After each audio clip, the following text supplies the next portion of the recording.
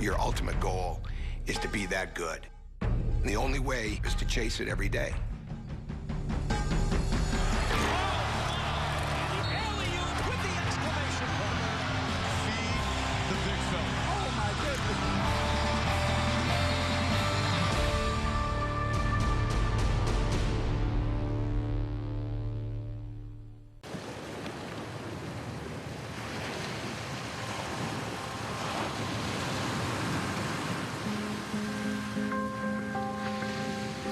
I'm from Newcastle, New Hampshire, a small island about a mile long. There's about 1,000 people on the island. I ended up going to Governor's Academy, a boarding school in Byfield, Massachusetts. When I was at Governor's, kind of in the middle of nowhere, the only thing to really do was just kind of go to the gym. So, I just found myself in there, before school, after school, and I would just shoot. I was down to really Amherst and Williams, my college decision, and a lot of those same kids that ended up at Williams were considering Amherst as well. I ended up committing to Williams College, Division III. I fell in love with the school and the system in which Coach Mike Maker installed there, and I just kind of saw myself there. With rivalries, it doesn't matter what level, high school, college, Division III, Division I, is that people care. And that's what I found with Amherst and Williams.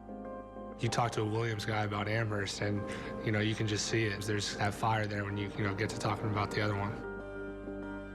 We had played them 3 times. We played them twice in the regular season, once in the conference championship, and they had beat us all 3 times. The 4th time we met was down in Salem, Virginia, in the Final Four, with a chance to go to the national championship. Those are the Eats of Williams College. Rare that you see a freshman starting on this stage, but Duncan Robinson certainly will have the attention of the Amherst defense. Wait a minute, you're a freshman, you're playing for the national championship, you're 1 game away. On the outlet, this is the freshman Robinson with the first 2 of the game. And they've had a week to get ready for you. He gives off to Robinson. Another one goes down for Duncan Robinson. He has 15. You can play when the lights are on. 98-69, and the Williams College Eats will play for a national championship tomorrow. My freshman year, we had a really good run.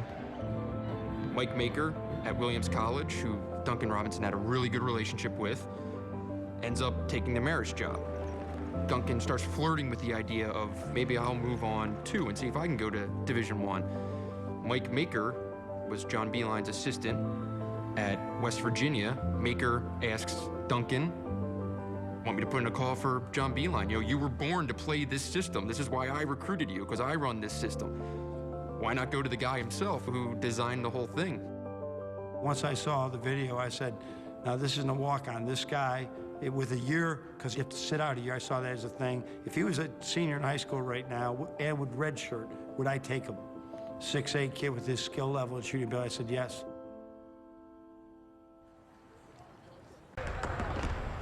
Sitting out was a very unique challenge. I really made it a priority to kind of flip it and make it a positive. I kind of looked at it in the light of, I have an entire year here with the best resources in the world to just get better.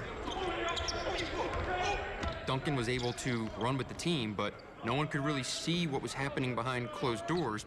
Occasionally players would come out and say, you guys can't see, but this guy's in there and he's breaking Nick Stauskas' shooting record. He's doing this, he's doing that. No one quite knew what to make of it. All we knew is there was a 6'8" Division III transfer. How good could he be? Robinson turns and fires. Yes! Look out, he's heating up. It became clear early on that this was a guy who can change Michigan's offense. It's the tip of the iceberg right now. He can really shoot. The one thing he can do with anybody, anybody in the country, is shoot the ball. Robinson! Are you serious? Come on, guys! What's that, Jerry West? Is that the logo? He's one of those shooters who the crowd kind of feeds off of. You can feel the anticipation when the ball is swung to him and he's open for a 3. Everyone expects it to go in at this point. In terms of stepping up in rivalries, a guy who was playing in essentially what were high school gyms is now playing in 15,000-seat arenas. It's the same thing, but it's just under the biggest microscope possible.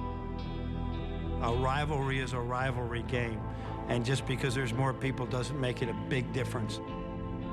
Everyone from Michigan obviously hates Ohio State. The funny thing is, when you look at an Amherst-Williams rivalry, I don't think you can say that an Amherst guy hates a Williams guy any more than a Michigan guy hates an Ohio State guy. Well, all right, is this a stretch? Are you kidding me? Hey, I've got better moves than that guy. You're gonna get dunked on! The biggest difference is just the national recognition. I mean, everyone knows Michigan, Ohio State, but when you're embedded in the rivalry, it doesn't matter the scale, it's just you feel it all the way through.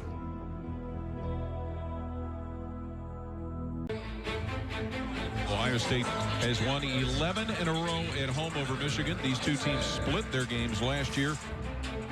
A lot at stake for both of these teams in regard to postseason consideration. Michigan may be on the bubble. Ohio State needs a lot of work to just get on the bubble.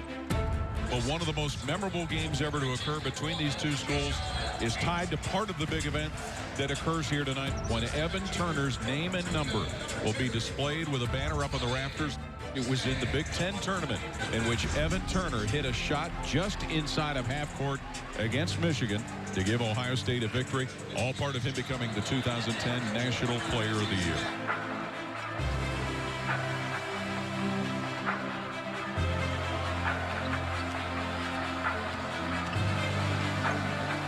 Duncan Robinson, left corner three. Yes, sir. Yo, he's a D3 player, right? I'm going to shoot. David H.D. up, walks it left wing, drives the left baseline, goes to the hoop and dunks. Top of the key, Loving, four on the shot clock to Harris, headed to Key. Harris will shoot a three, right of the circle, nails. Left wing for Duncan Robinson, strokes the three, short. Quickly right wing for Duncan Robinson, tried to feed Dawkins and threw it away. Another turnover for Michigan, they don't look good at all. Lyle, right point, spins into the lane for the right, running pass in the left corner, now it goes to Loving, left point. Shoots an open three. Nails it. Outstanding ball movement. Now looks to throw it low, gets it to Tate, low on the right block. Tate drives under the basket. Tate in trouble in a double team. Tries to fake, goes in the air, lays it in right of the rim. 7 seconds left. Top of the key to Tate. Tate driving low on the right to the hoop. Tate throws it up and in, and he's fouled. Basket counts. Jayshon Tate.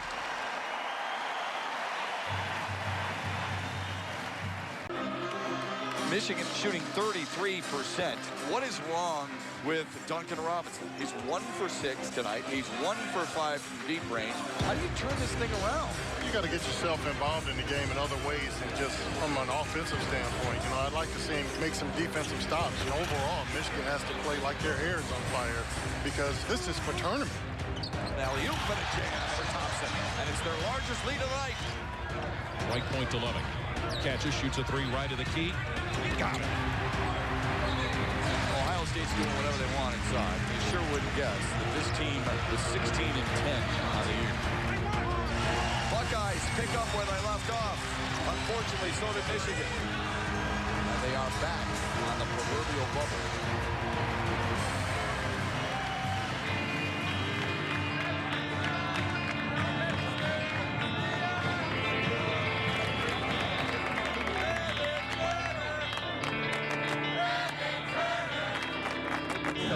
That was unbelievable, man. It was cool. The way I left it, it was just as good as the way, I'm going to leave it tonight, so it's cool. And we got to win versus the team up north. That's all that matters, right? All right, y'all.